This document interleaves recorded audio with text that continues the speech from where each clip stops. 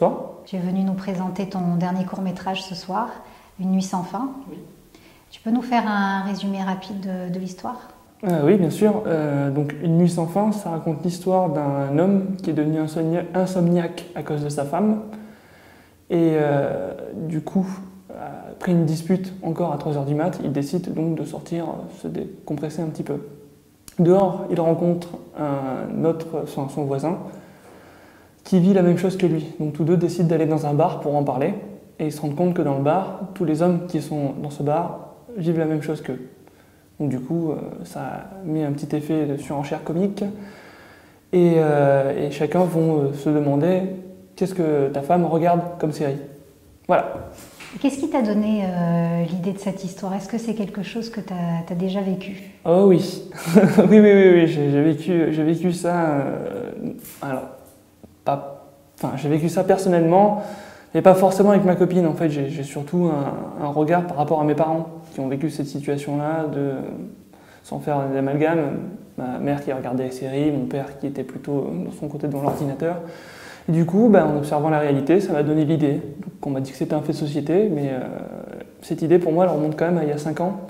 Et je ne l'avais pas exploitée à fond. Puis je me suis dit, après, je suis idée, mon ancienne réa, je me suis dit, pourquoi pas continuer dans la comédie, vu que c'est ce qui plaît, c'est ce que j'aime. J'aime faire plaisir aux gens, j'aime me faire plaisir, j'aime bien rigoler sur mes conneries, j'aime faire rire mes potes et tout. Et je me dis, si mes amis rigolent, pourquoi ne pas faire rire tout le monde ?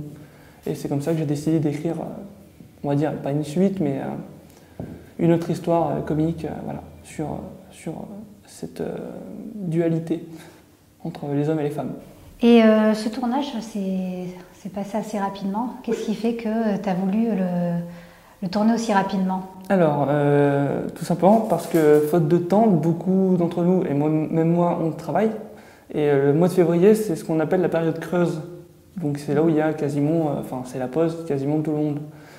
Donc du coup, je me suis dit, je l'ai écrit vraiment fin janvier, je l'ai écrit mi-janvier, et du coup, on a eu à peu près 2 à 3 semaines de post-prod, ce qui a assez fait tirer les cheveux de mon assistante Réa, qui du coup a enchaîné aussi beaucoup avec moi. Et ça a été pas évident, parce qu'on avait quand même 15 acteurs à trouver, en plus des désistements, des contrats pro, donc on pouvait pas leur dire, on s'en fout, viens sur nous, parce que sachant que c'était bénévole aussi. Donc, bénévole pour eux. Après, moi, j'ai mis du mien, vu que c'est mon film. Donc, du coup, voilà, on s'est concerté, on s'est dit, c'est cette date-là. Est-ce que vous pouvez, est-ce que vous ne pouvez pas ? Mais nous, après, au niveau de l'équipe technique et tout, on ne pouvait pas non plus faire après ou avant. Donc, ça a été vraiment fait sur le moment et on a été à fond. Et justement, le fait de réunir autant d'acteurs, tu disais qu'il y a 15 acteurs dans un lieu aussi petit, ça n'a pas été compliqué pour Ça a été très compliqué, mais le barman a été super sympa, il nous a ouvert en fait une petite cave qui avait en dessous. Donc du coup, en fait, on a installé la régie, et ce qui fait que même s'il y avait du bruit en dessous, il suffisait, pas de fermer les portes, mais de dire un petit silence, classique. Et du coup, c'était bien. Le truc, la petite anecdote assez drôle, c'est que les acteurs, du coup, étaient toujours curieux de voir, parce qu'ils se connaissaient quasiment tous, c'est une grande famille. Et ils étaient curieux à chaque fois de voir leurs collègues jouer. Donc du coup, on les voyait remonter, la petite tête comme ça, qu'est-ce qui se passe ? Et puis à chaque fois, c'était redescendez s'il vous plaît, redescendez. C'était drôle. Après, moi honnêtement, j'ai juste vu ça, c'est une petite anecdote, mais je suis tellement dedans et je parle à chaque acteur un après les autres que j'ai pas forcément remarqué. C'est des choses qu'on m'a dit après qui m'ont fait rire, sourire. C'est toujours après. C'est toujours la même chose. Sur le moment, on est tellement concentré dans ce qu'on fait, on n'a pas envie de se louper.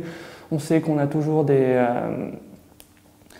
deadlines, que ce soit de temps, d'acteurs, le lieu aussi, on avait une deadline, on ne se concentre pas sur tout ça. Mais après, c'est des petites anecdotes qu'on entend à droite à gauche.